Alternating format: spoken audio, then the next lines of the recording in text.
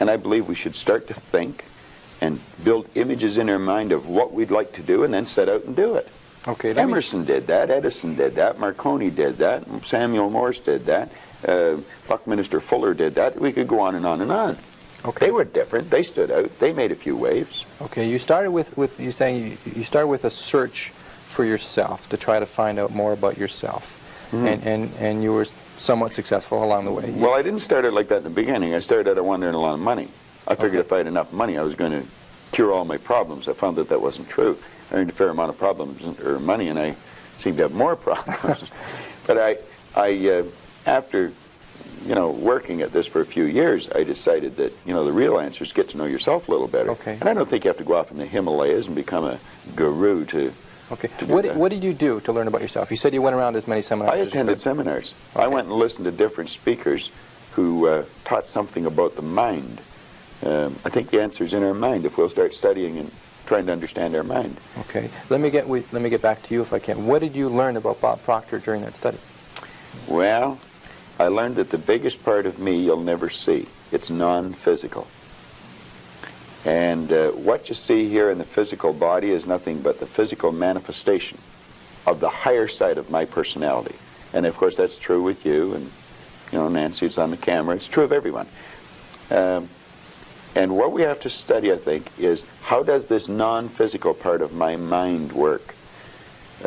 What happens when I think? Where do thoughts come from? How was this chair built? Somebody had to think. Thoughts are everywhere. And we pull thoughts into our mind and we build pictures or images in our mind. Okay. What we want to understand is that's a non-physical side of ourself that's doing that.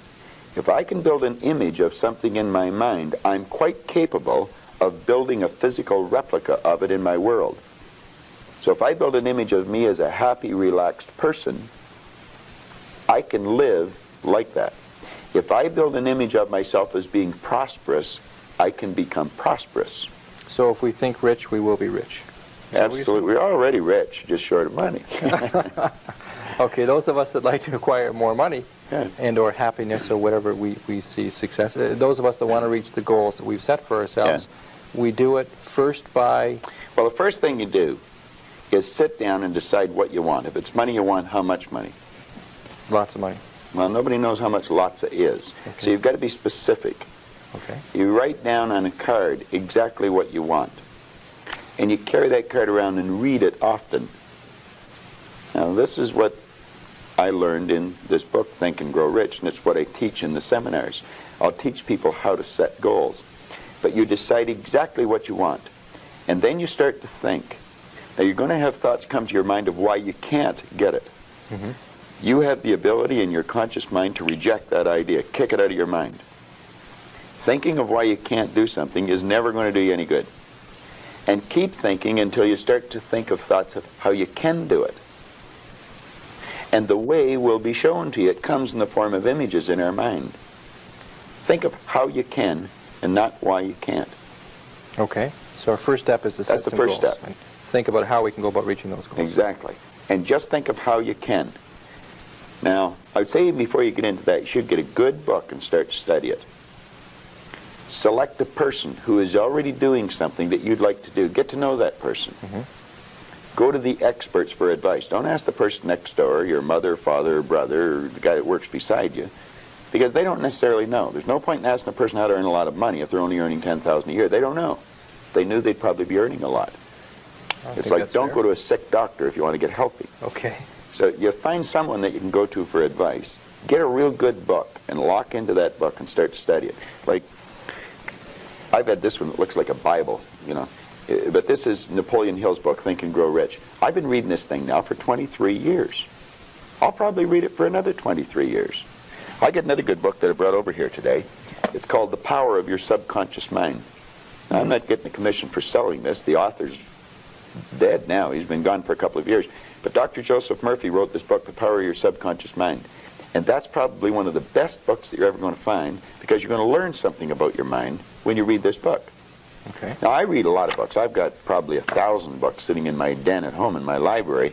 But the one that I carry it everywhere I go, and I read it all the time, is Think and Grow Rich. I never stop reading it.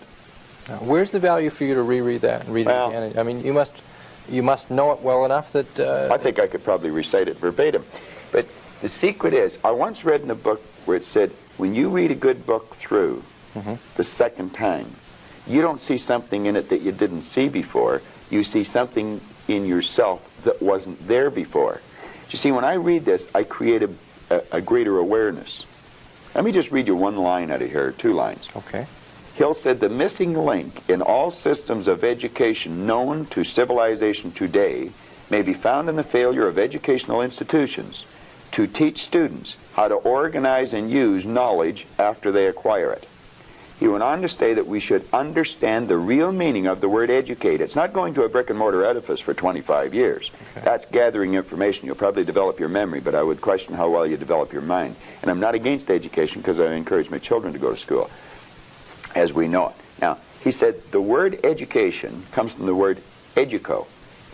And he says it's derived from the Latin word educo, meaning to induce, to draw out, or to develop from within. An educated person is not necessarily one who has an abundance of general or specialized knowledge. An educated person is one who has so developed the faculties of their mind that they may acquire anything they want or its equivalent without violating the rights of others. An educated person is the one that knows how to go and get what they want out of life without being selfish. In sense, a researcher, somebody who knows what they're looking for and knows how to go about finding. Well, I think we should forever be involved in research because learning is a lifelong process. You never stop learning. Education means to draw out from within. We're drawing on an infinite source. We've got deep reservoirs of talent and ability within us. We can learn to do anything. We have phenomenal powers. If we used our body like we used our mind, we'd probably just move our little finger. Okay. We don't exercise our mind enough. No. But we're not taught to. Kids in school should be taught, before the school year ever starts, to sit down. They should be given a blank report card and get them to visualize the marks they want to get and write their own report card.